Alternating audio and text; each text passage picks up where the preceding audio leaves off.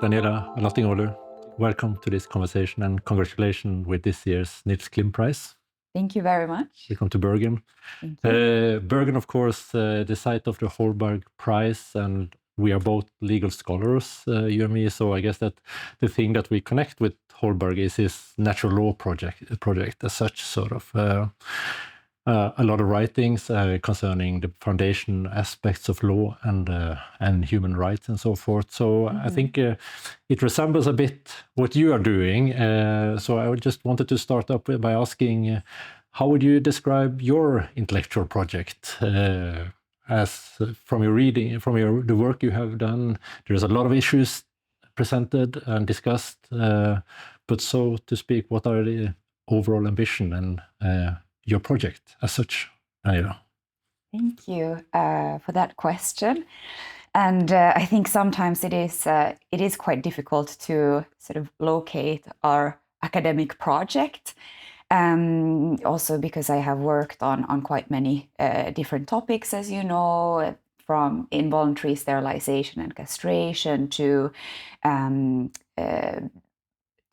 bodily integrity. For example, when it comes to intersex children and changing rape laws, and also now legal inclusion and exclusion, and focusing on indigenous peoples and the Sami people in the Nordic context. So all of these themes might seem quite disconnected somehow, but I think for me, important the themes that these have in common, or aspects that these all have in common, is that they focus on how the law includes people and groups and individuals, and how it also works to exclude others. And I think also important are how different groups and individuals use the law to mobilize and to, for example, take cases to courts, or how they just mobilize by using the concept of rights, thinking that they have rights or you don't have rights, and this is a right and this is a rights violation. So that's something I think that they have in common. And if I try to locate this, what I am doing within a broader academic tradition, I would say that for me, important have been socio-legal scholarship. That's also, I think, where I find myself, but also scholarship on gender and law, which we have a tradition of also in the Nordic countries, feminist legal scholarship, and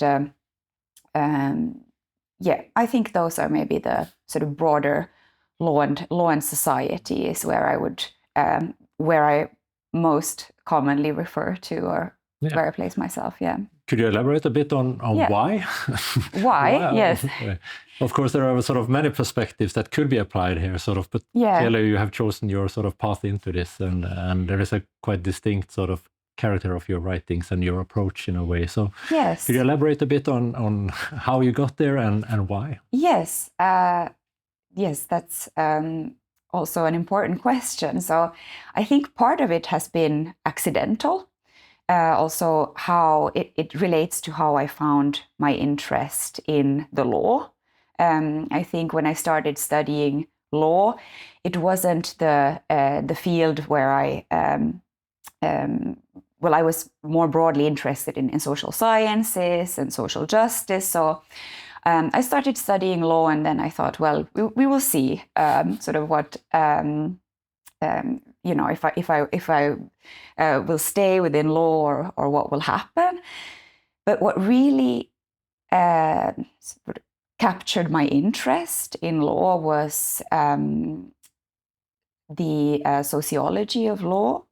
A course that I had about the sociology of law, where we talked about sort of more what is the law, because that I found quite interesting. During the first year of my legal studies, we never really addressed the question of what is the law. It was always taken for granted, something that is just there, and we are learning sort of how to use it.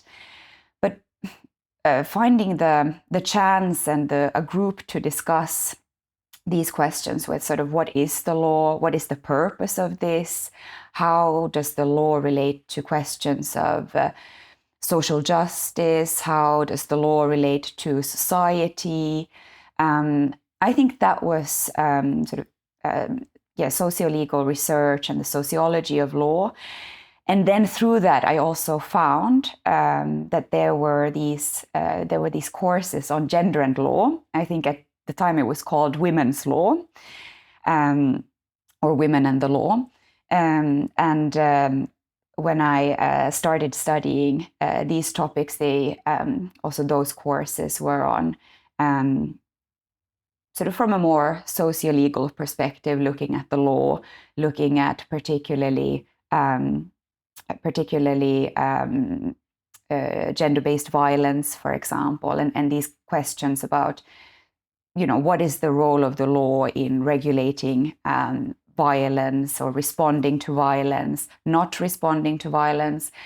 This is, I think, where I really found my interest, and I think I have just continued from that, more or less, and thought about what the law is in my own research, and sort of gone from one topic, and then somehow quite organically, I think it has led me to the next.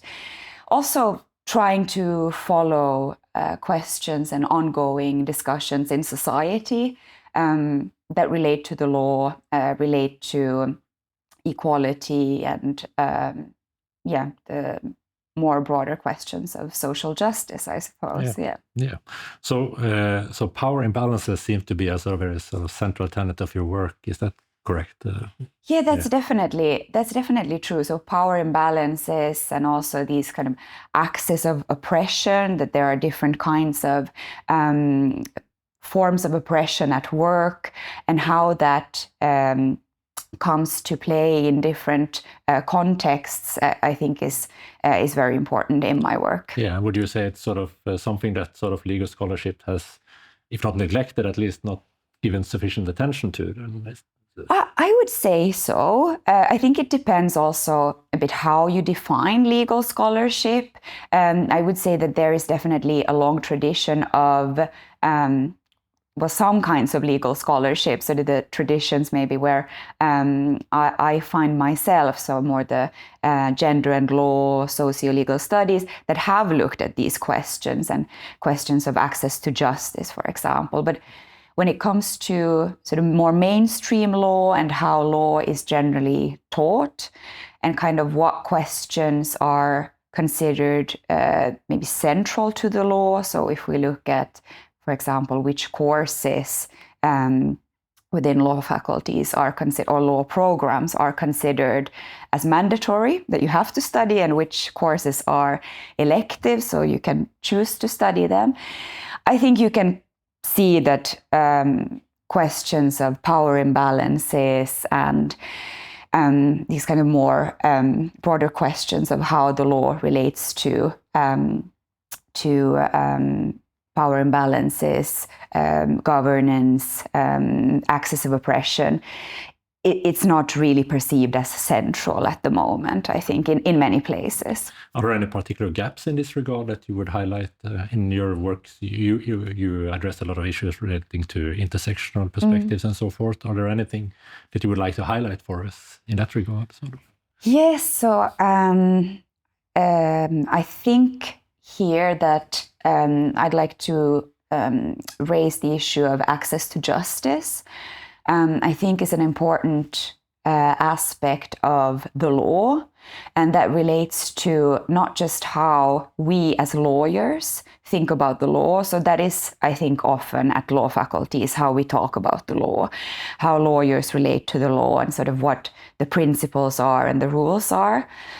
But more these kind of outsider perspectives on the law. So for people who are not judges, who are not lawyers, and who do not have this kind of legal education, and might not have the best access also to legal institutions, how their experiences with the law are, or what kind of experiences they have, how they reason around the law. I think this is one field where I think it would be good to do some more mainstreaming also in the legal education.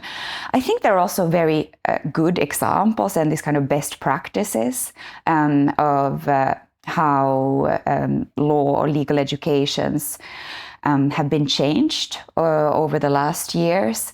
And there are examples of how, for example, Indigenous people's law have been getting a more prominent perspective in some law faculties, or law and gender in some faculties. But these kind of tend to be individual examples and not something that we would see sort of more broadly happening in the Nordic countries or Europe, for example. I think that these perspectives really need to be getting more attention and more of our focused attention.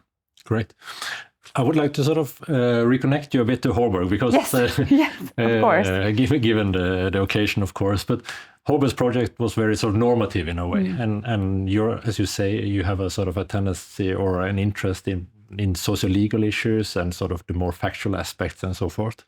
But at the same time, it's hard to sort of disregard a sort of a quite strong normative message in your academic works and the project that you describe here as well. So there's a kind of a duality here in your intellectual interest, it seems, sort of a strong normative engagement connecting with strong engagement or interest for what goes on in society as such. Sort of, could you elaborate a bit on these two sort of poles of your research interest? Yes, I think that is also a very good question, and I do not necessarily see those aspects as being intention per se,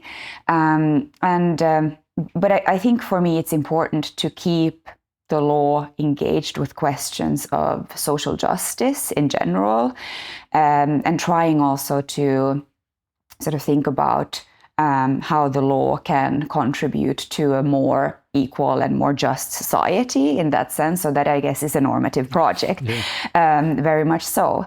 But then on the other hand, I also, when I do research, I also try to, as much as possible, I think especially when it comes to how different groups have mobilized and how people's experiences of the law have sort of what they have looked like. I'm also trying to maybe not come in with certain sort of suppositions of mine, and trying to also listen to, for example, I use interviews quite a lot in my work, and trying to collect data also with an open mind, rather than thinking, okay, now I have this idea that we should change the law in this way, and I will just gather some data to confirm this. But rather trying to keep an open mind and also see what stories are these people telling us, what stories should be told from the data I have. But as I said, I don't necessarily think that is in conflict with But I just wonder if we could just push you a bit on this. Yes, sort of course. You use the term sort of social justice quite a lot, sort of, and that sort of seems like a key reference point for your argumentation here. Could you elaborate a bit on sort of your view of social justice, and perhaps also the role of legal scholarship in this regard? Sort of, do you see these two related in some way? Or so do I understand your question correctly as what role are legal scholars playing in? Or to begin with, sort of what kind of concept or idea or perspective on social justice do you have, and sort of and does legal scholarship play a part in that in regard to sort of maintaining or realizing social justice as such, sort of? Yes. So I also, that's a good question.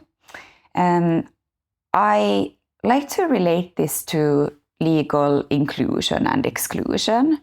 I don't necessarily think that is sort of shouldn't be, again, from my perspective as a scholar, sort of predefined. But my view of social justice in that sense is also looking at sort of which perspectives are being represented in the law, not just talking about legal scholarship, but talking about legislation, for example, court cases, and which voices are left out, and trying to get, I think, also a broader perspective there on, and not just looking at, I think it's quite common that maybe we as legal scholars, we look at, for example, court cases, and then you analyze how the law was interpreted in this case. But I do that. But I also try to ask, for example, which claims were made in this case that the court did not respond to, asking also even broader than that, what claims could have been made. Looking at also maybe outside of a particular court case, looking at the mobilization around these issues, what claims are being made that do not make it to courts, for example. I don't know if I'm answering now your question exactly on this point. Sort of coming back to also that this is for me, it's also about the mechanisms of legal inclusion and exclusion. Sort of when is the law listening to claims being made? What claims is it silencing? And I think that, well, ultimately, I guess that an inclusive legal system would listen to many kinds of claims being made. That I think is maybe a loose definition of social justice in that case. Yeah. But yes, I'm often looking at those mechanisms more precisely to understand them better also. Yeah, so some kind of recognition of individuals is central here, sort of. And how does this connect to sort of human rights, would you say? There is obviously a close relation between social justice and human rights in a way. Yeah. And much of your work could be described as some kind of human rights research, I guess, sort of. Mm. So is there how would you describe that connection? Between legal inclusion and exclusion and human rights research. Yeah, so of course, the notion of human rights is very central to much of my work, and I look at rights mobilization to a great extent. So not just looking at sort of strategic litigation, but also more broadly at rights mobilization. So how are rights used as legal instruments, but how are they also acting as sociocultural instruments? So how do groups and individuals think that they have rights or not? So that is, of course, in there, the sort of the concept of right is and related to human rights, but also to constitutional rights, is very central to much of my work. But perhaps it depends again on maybe the strand of scholarship you are looking at. But I would say that there is within human rights research also a tendency during the last years or maybe even decades. There are these kinds of debates about whether rights are, very, very oversimplified, whether rights are good or bad, and sort of what consequences rights have. But we can see that in many societies, this kind of rights thinking and rights within the legal culture do play an important role, and an increasingly important role. So I don't really, in my research, maybe say so much whether rights are good or bad per se. I think that they are often some legal concepts and socio-cultural concepts that we relate to. So we lawyers, but also broader people in society in different ways relate to. And my role there is often also looking at how do those rights work in practice, and maybe who is imagined as a central rights holder who can be sort of who is the human of human rights in a sense, and what are the rights that are perceived as legally central or legally relevant, and what questions are not regarded as rights questions and perhaps dismissed. So one example there could be, for example, when you look at the difference between legal and medical discourses. And in the case of, for example, trans rights, it's interesting to see how rights have really played an important role in framing questions of self-determination as legal questions, and as questions that actually also then determine who has the right to speak. So previously, when medical discourses have been maybe predominant, and I'm not saying that they necessarily have gone anywhere, but it has been quite typical that for a long time, medical professionals were the people considered to be the experts on trans concerns. But during more recent decades, we see in the trans rights movements that there are also these claims to who can speak on behalf of trans people. And we see that also with other groups. But I think trans people here it's a good example because we can see so clearly how for example, in the medical discourses from the 1960s, 1970s, trans people were often not even heard about legal gender recognition laws and their consequences for trans people themselves, which I think today in at least some countries would be quite unthinkable. Yeah. So thank you, very sort of clarifying what you said. But I wonder if we could sort of turn a bit to our current situation in a way, because what you have described here and researched a lot sort of is a period of what we could call perhaps a human rights optimism in a way. There has been broad consensus on human rights and political engagement for human rights and so forth. Unfortunately, though, there are some worrying signs in the world today. There is more conflict regarding human rights, authoritarian tendencies in some countries, and so forth. That of course makes your research very timely. But how do you view the situation and how this potentially could affect what you research into? Yes, thank you. I think that is definitely at the times we are in now. That is a very central question, and we have gone from maybe an era where human rights were viewed more positively towards these kind of, some call it backlash, and this kind of really attacks on human rights, but also gender studies, gender and sexuality studies, and but also on sort of very vulnerable groups, such as trans people, for example, and we see the rise of transphobia. So it's not just affecting us as scholars, well, of course, that is something we see also in some countries, that academic disciplines are being shut down, and that the space, the academic space and space for discussion is being narrowed in that sense.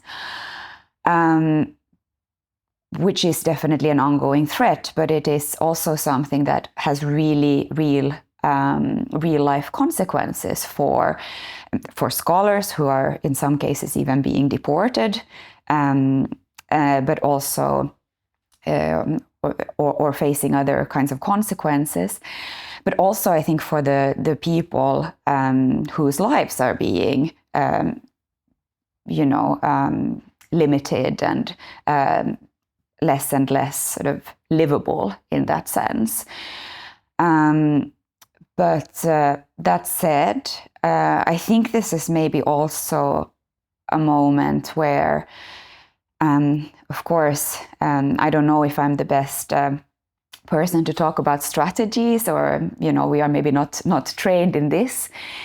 But I think it's also important to not just sort of thinking about how can we return to a golden age or go back to the 1990s, let's say, when human rights were being viewed very positively and perhaps with quite little criticism.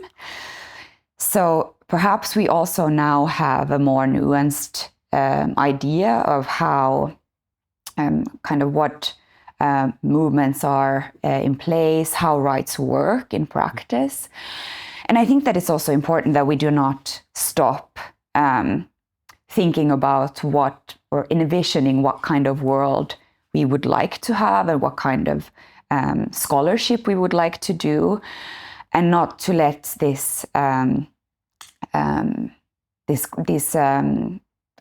attacks limit the work that we do. And of course, in the age of social media, I think that is really something that scholars have begun to feel, that we are not maybe protected as much, and we can be the subject of hate campaigns, and where we need to also ask how can institutions protect scholars and academics so that academia can be free in that sense. Yeah. And I think you're quite correct, sort of. And of course, a bit of the challenge here, of course, is that these attacks and so forth, they have an impact in a lot of ways, including sort of the foundations of law itself. Sort of, it attacks democracy, yes. The courts, and the very foundations of law as such, and including sort of legal and human rights as such. Sort of, yes, and the rule of law. Not least. So it really sort of challenged the very sort of heart of law as such. Sort of. How do you view the situation, sort of, and what can we do, basically? Yes, good question. Yes. Well, as I said, I think it's important to not just thinking of. I think there is a tendency also that we can't imagine the future. And with this ongoing acceleration in society that we also see, that's not just related to backlash and so, but also this kind of accelerating society that we are seeing, that things are taking place, political developments are taking place at a very chaotic speed. I think can be very blinding for us all, but I think particularly also for us scholars. I think it's important that we, to the extent possible, also keep our eyes on the longer perspectives, thinking also about not just how do we now react to these. Of course, that is also a part of what we are doing, reacting to attacks on human rights, but also thinking about the longer term, even though it seems impossible at sometimes to imagine what the world will look like in 10 years. But I think it's important, and I think that is why we are scholars and not journalists, or sort of our job is also to think about how should the law develop on the longer term? What is the bigger implications of these legal changes that these movements want to do? And I think sometimes with this acceleration of society, and we are often asked to comment on different, especially I think as legal scholars, on different laws and different initiatives. And sometimes I think it's so easy to be stuck in just the present day, because these times are also sort of drawing us into just being reactionary in that sense, but trying to also, to the extent possible, take a step back and think more about the bigger implications. Do you have any ideas around this? Well, it's hard, but I certainly would say that sort of somehow perhaps we have taken too much granted in a way, and we have somehow neglected some of the foundations. In particular, legal scholars, we should have a sort of co-responsibility sort of for the rule of law and its sort of realization in society as such. Sort of so perhaps we sort of have somehow neglected something important, but that's something that we're learning from now that we at least should do. So to return the question, do you see any sort of ways to redirect legal scholarship? Is there some new issues or questions that we should pay more focus to compared to what we have previously done?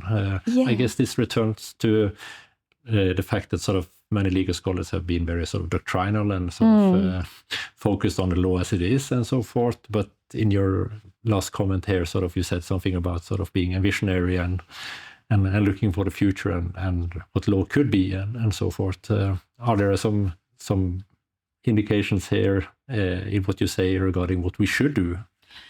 Yes, I think I would also like to comment on what you said, because I think that our role as legal scholars, and to some extent, I think we also need to be public scholars, not maybe necessarily everybody, but it is our role also to think about what is happening in society and sort of relate to that to some extent, but also and to maybe remind ourselves and remind society that we have certain legal concepts such as the rule of law for particular reasons, but also think it's important for us to listen more to, for example, different groups and individuals who have been excluded.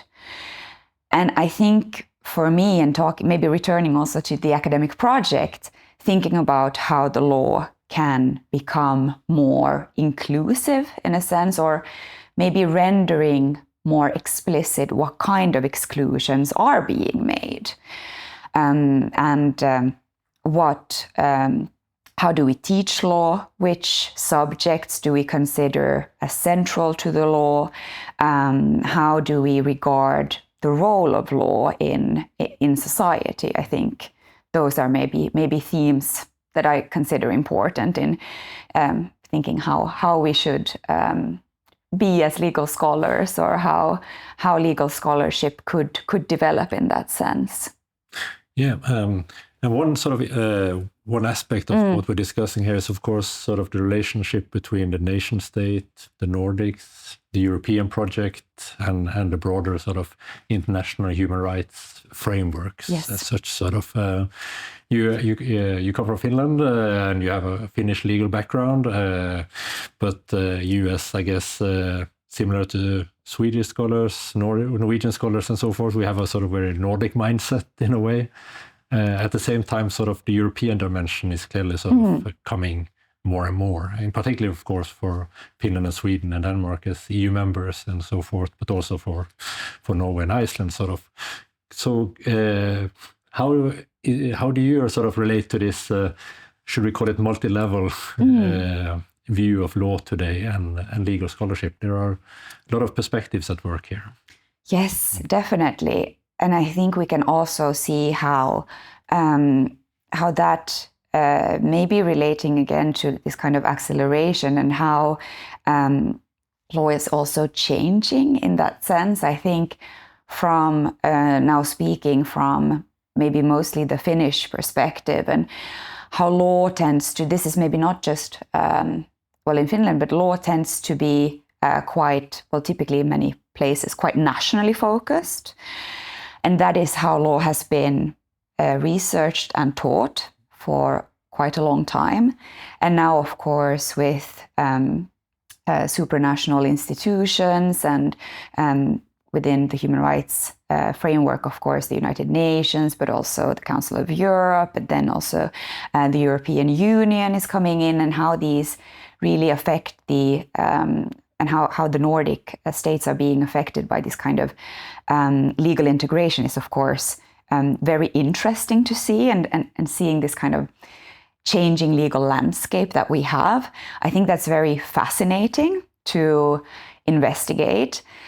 And I think it really also poses new questions of,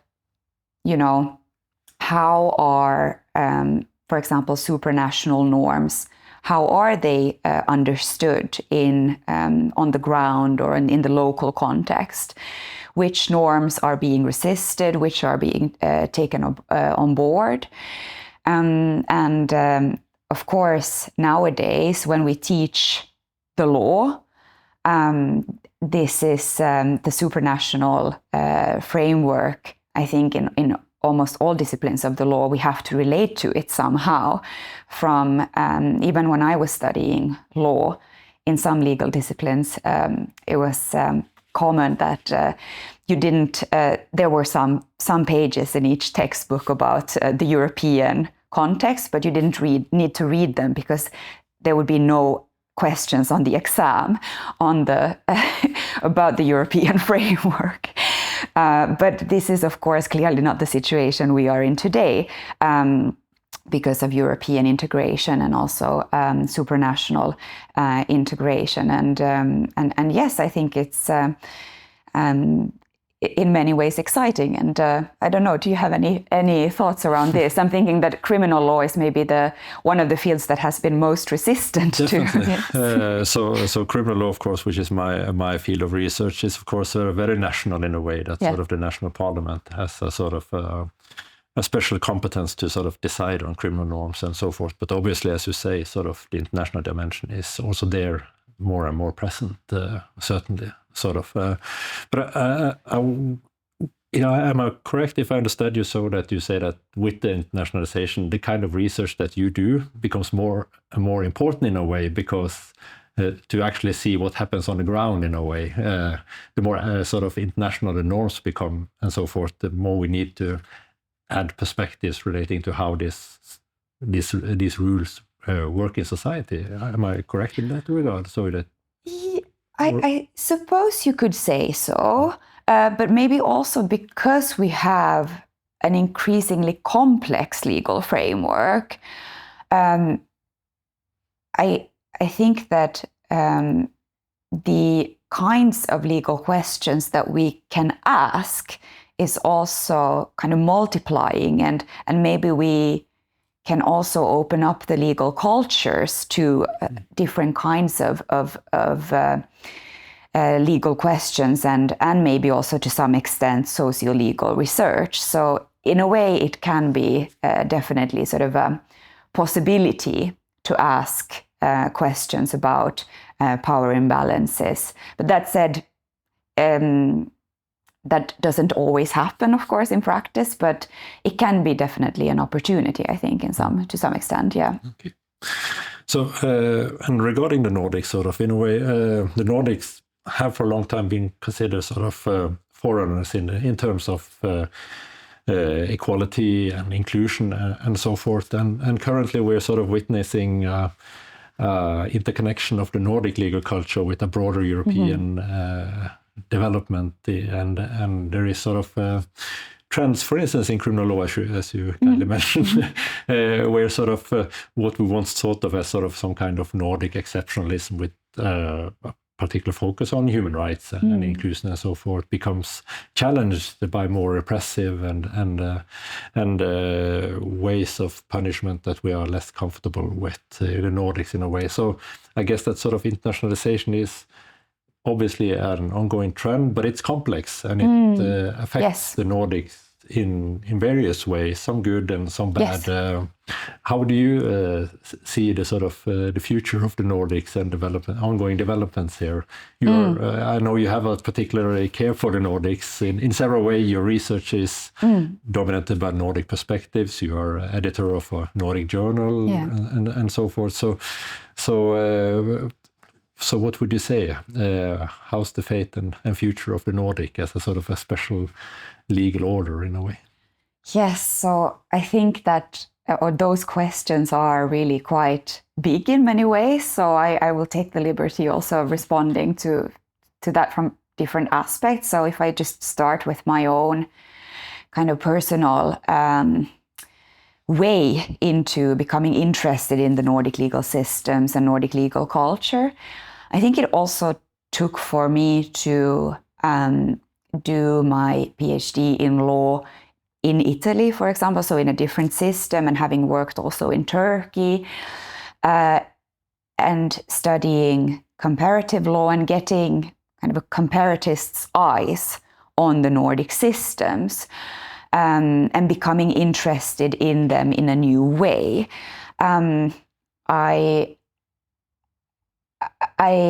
Most of my research also relates to the Nordic. I think maybe this is a pragmatic approach also of mine, because, and I'm definitely not the first author to say so, but I think you often write best about what you know yourself. And I was interested earlier in my academic career to research other legal systems, but then somehow I always came back to the Nordic legal systems, and I'm very interested also in this idea of the Nordic that we have. And of course, in the Nordic, elaborate a little bit yes, on that, what you refer to? Yes. So of course, as you say, and it relates very much, I think, also to ideas of social justice, of the welfare state, but also around kind of what it means to be Nordic, and this kind of Nordic cooperation that we have had for a long time, being similar. And of course, there are also many differences looking at the individual Nordic countries. If you look at the legal systems, so one may ask, what are actually the commonalities between these legal systems? But I think that what is very important is also that the idea of being a Nordic country is important in all of the Nordic countries. Whether that then corresponds to reality in some cases, it does. In some cases, maybe there are, the commonalities are maybe overemphasized in some contexts. But of course, in the Nordic region, when it comes to law and justice, there is, particularly if we look at the welfare state, the Nordic welfare state has had quite a universalist model of a welfare state. Now using the Esping Andersen's also characterizations of different kinds of welfare states, and where gender equality and women's participation in the labor market has been sort of very prominent, and we've had strong labor unions and labor union movements, which have, of course, affected very much the both laws and societies in the Nordic context. That said, in the notion of Nordics, and especially as we see during the last years, we see the Nordic, I think this also comes together with rights development and these kinds of ways of also indexing and measuring, very complex topics such as human development or happiness. And the Nordic countries tend to come out on top of those indexes. And that's something that the Nordic countries themselves, that we like very much. And we like to imagine ourselves as sort of,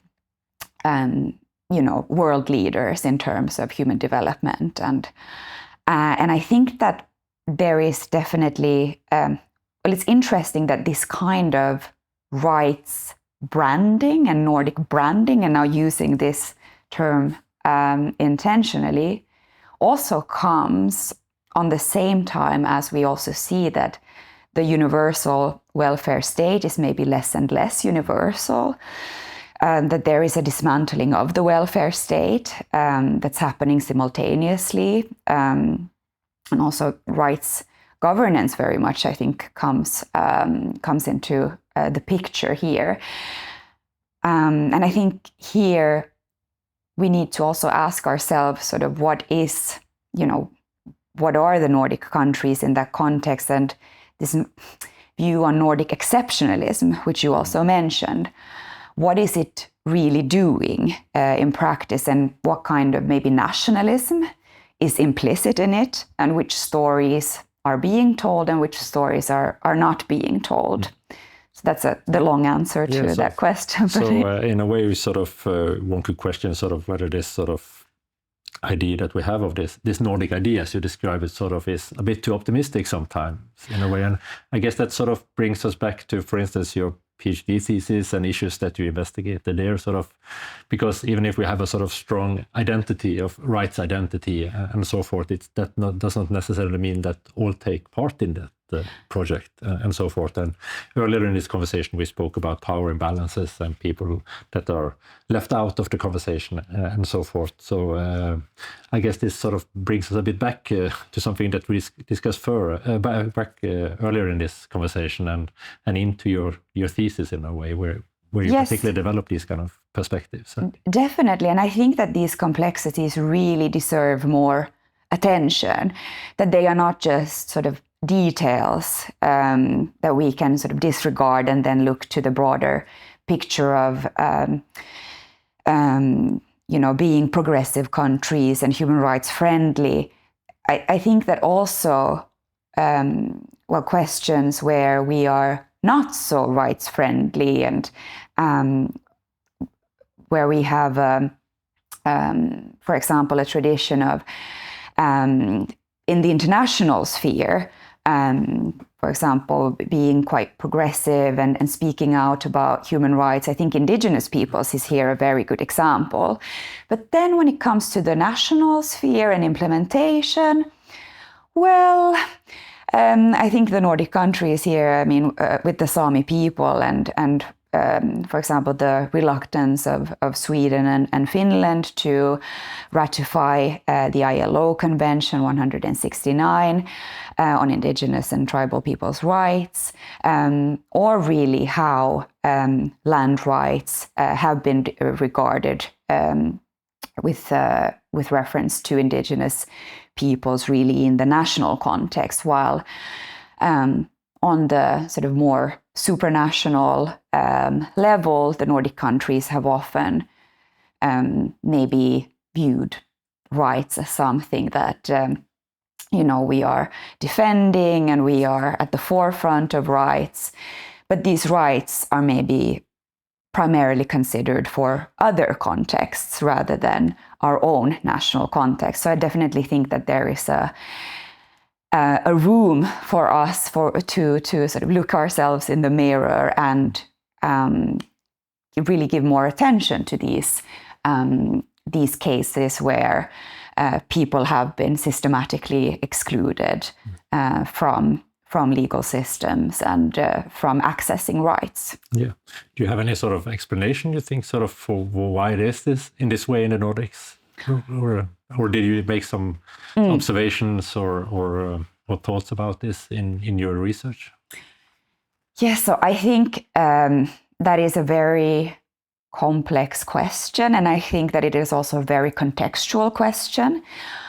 And of course, yes, as I said, I think that question needs to be answered a bit differently depending on which kind of context we are speaking about. Maybe in general, there is a tendency of regarding rights as, and this is something, of course, that others have also researched, that rights have been regarded as quite abstract elements and kind of just guidelines that the parliament should look to in the Nordics, whilst there's also been, this conviction also nationally that things are relatively good in the Nordic context. We don't have any armed conflict, and human rights and is part of this kind of international development project where the Nordic countries can act as sort of moral superpowers for the rest of the world. where there hasn't necessarily been really, I think also from the political, looking at political decision makers, always maybe a thorough reasoning, well, what kind of problems or what kind of human rights violations are we guilty of? But rather maybe thinking of human rights as part of this more, development project for other countries, so-called developing countries. And we are sort of already there. We have already developed. Yes. And this is, as I understand it, something that you will investigate more in the future. Yes. Perhaps you could tell us a bit about sort of your ongoing project now. I know you have a huge project starting up now, so yes, perhaps you could connect that to the conversation as well. Yes, definitely. So I recently started a project on legal inclusion and exclusion that focuses on the Sami people in the Nordic countries, so focusing on Norway, Sweden, and Finland, and looking at particularly the Truth and Reconciliation Commissions, or in Sweden it's just the Truth Commission, that we have had and have still in Sweden and Finland. So contemporary truth commissions, which are quite rare in the Nordics, where we investigate ongoing and past oppression regarding the Sami people. And my project there is really also looking at, it's a comparative project funded by the European Research Council that looks at this developing rights culture that we have in the Nordics, and also how transitional justice, which is a concept known from maybe mainly other contexts, such as in the aftermath of armed conflicts or authoritarian regimes, is now being implemented in the Nordic context, which is a non-transitional context. And I'm really interested in what that means in terms of legal inclusion and exclusion, which questions are being asked and regarded as sort of legally relevant. Actually, the reason why I became interested in this, in the Sami Truth and Reconciliation Commissions, was that I discovered, Truth and Reconciliation Commissions are, first of all, very rare in the Nordics. It has happened maybe more in Norway and Sweden, that there are these projects where you question oppression in the past and then aim to establish some kind of reparations. And that has happened very sort of incidentally in both Norway and Sweden. And in Finland, that is very, very rare, and only something that is recently beginning to happen in also the context of a developing legal culture, right? So I was just very intrigued by having these simultaneous truth commissions looking into oppression against the Sami people, and just noticing also how these commissions were not really regarded as central legal projects. Whilst I think that there is a lot of room and a lot of space for us lawyers to ask questions of state responsibility. What does that mean in terms of rights violations, and what kind of what is public liability here? What kind of reparations should the states issue or establish? So my project is really an attempt to raise those questions and look at these commissions also from a legal point of view. And I think not as something that I think is quite, that often happens when something regards a smaller group of people, is that, well, this is just a concern of the Sami, or this is a concern of trans people, or this is a concern of women also in some contexts, but rather trying to also, ask in terms of a constitutional or human rights project. And what does this tell us about the state and the changing way that the state relates to these groups? Or is it really changing? That is, something I will look at more. Yeah. Many questions. And what do you expect to see, sort of, in a way? Do you have sort of any sort of underlying ideas about what this can tell us about the state and law as such, sort of? So again, I think that it's important. So part of this project is also looking a lot at state documentation and different government bills and these different kinds of reports that the state has done over a longer historical period. Also doing interviews with key stakeholders and commissioners, I think, is part of this. So, of course, again, going back to what we talked about earlier, I think it's important also to keep an open mind and try to look into see sort of what narratives and stories emerge from that.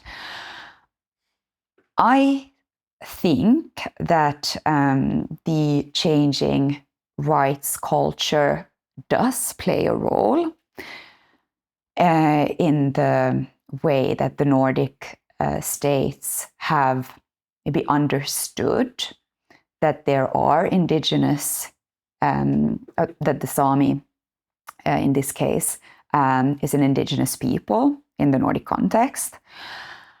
But I'm wondering also to what extent the Nordic states have realized that or want to realize that, perhaps, and also especially when talking about land rights. I think it's important to ask those questions, but also, for example, which questions are maybe or which rights are the states responding to more?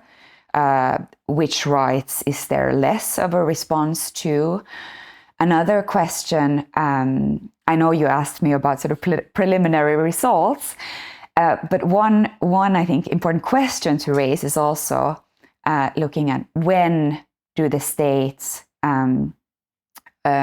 understand indigenous peoples or Sami peoples' legal claims as sort of justiciable, and that they have a legal bearing, because we can see in some landmark cases, especially in the Swedish context, the Girjas case, or in Norway, the Fosen case, we can see that the courts are starting to respond, or in some cases, in a different way in comparison to the past, or that there's some recognition of rights, which seems unprecedented, but then maybe not necessarily, or in those cases also, the remedies and the sort of aftermath is then we can ask sort of what then, or what actually happens if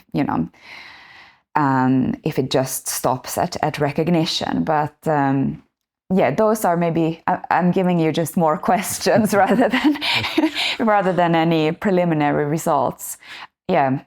Sorry about that. No, absolutely not. It was very interesting to listen to you. We're closing in on the end of this conversation now, but sort of I noticed that sort of earlier on in the conversation you said that during your sort of studies and law studies and so forth, there was not so much reflection about what law is, sort of, but what emerged from your scholarship, at least, sort of, is that sort of law is a very complex entity, sort of, which needs to be investigated from many perspectives and so forth.